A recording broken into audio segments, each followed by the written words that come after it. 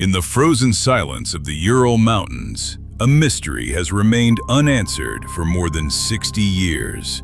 A mystery so strange, so unsettling, that even today, investigators and historians cannot agree on what truly happened.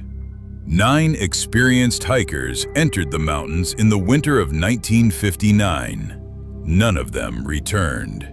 Their discovery shocked the Soviet Union, and the details of their deaths created one of the most disturbing unsolved cases in modern history.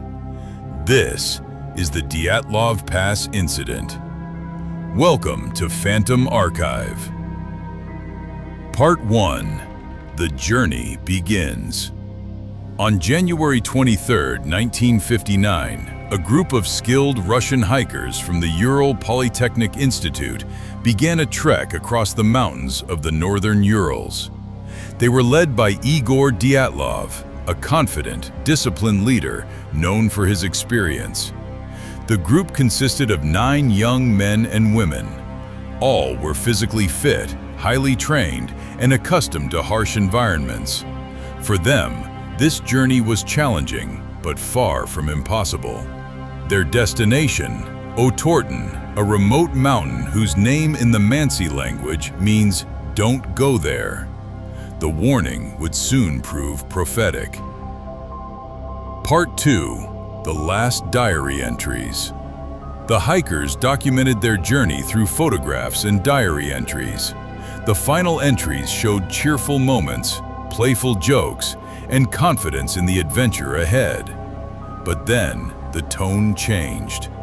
The last photos taken show the group building a campsite on the steep slope of a mountain called Kholat Syakhl. The Mansi translation? The Mountain of the Dead.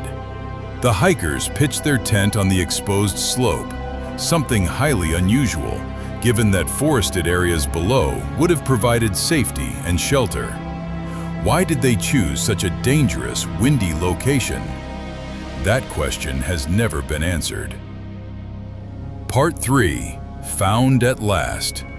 Weeks passed, and relatives, receiving no messages, began to worry. A search team was deployed, consisting of volunteers, students, and eventually, Soviet military forces. What they discovered stunned everyone. On February 26th, the rescuers found the tent. It was still standing, partially buried under snow, but something was terribly wrong. The tent had been cut open from the inside. Inside, belongings were neatly placed. Shoes, clothing, food, all left behind. This meant one thing: whatever forced the hikers out of their tent made them flee into the sub-zero night without shoes, cold weather gear, or protection. But why? No predator, no avalanche, no natural explanation could justify such a desperate escape. Part 4. The First Bodies.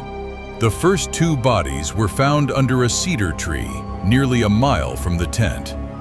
They were barefoot, dressed only in underwear, and their hands were severely injured, suggesting they had tried to climb the tree, possibly to escape something, or to look for something. Nearby, investigators found the remains of a small fire.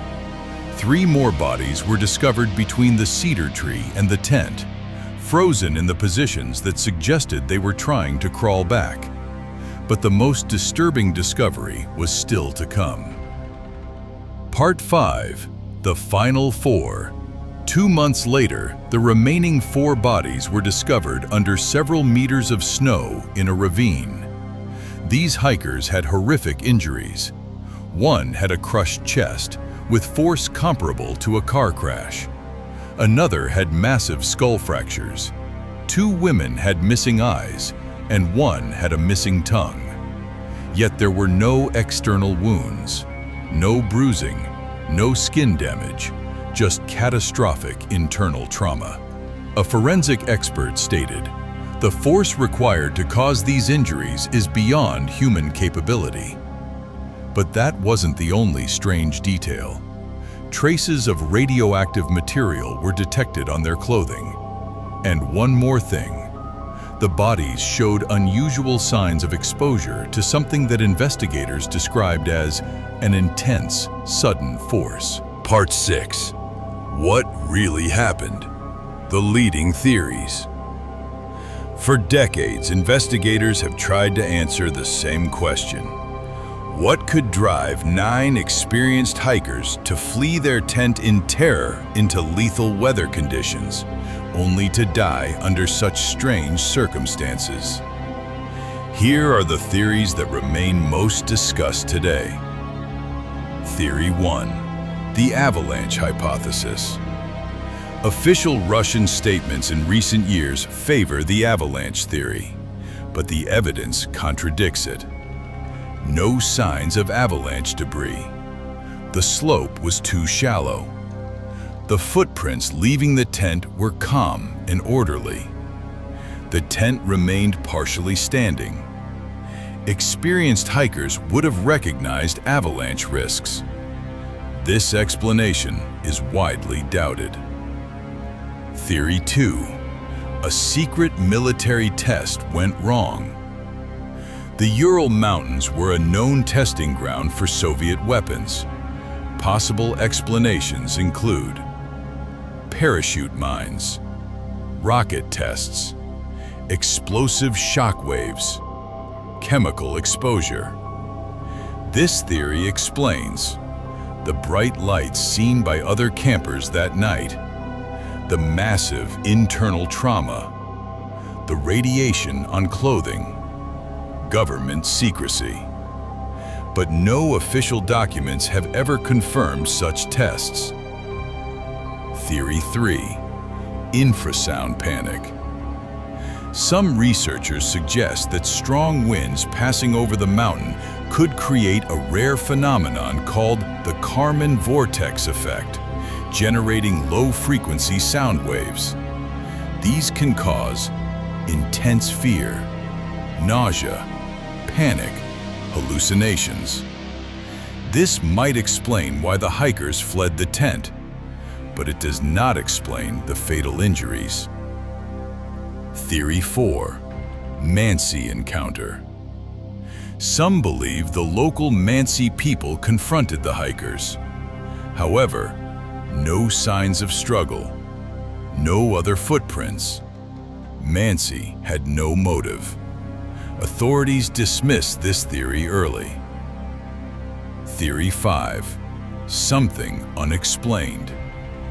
Some witnesses reported seeing strange glowing orbs in the sky around the time of the incident. This aligns with the hikers' photographs capturing unusual lights, the absence of external injuries despite massive trauma, the sudden panic inside the tent, the direction the hikers ran, the missing eyes and tongue seen in other high radiation cases.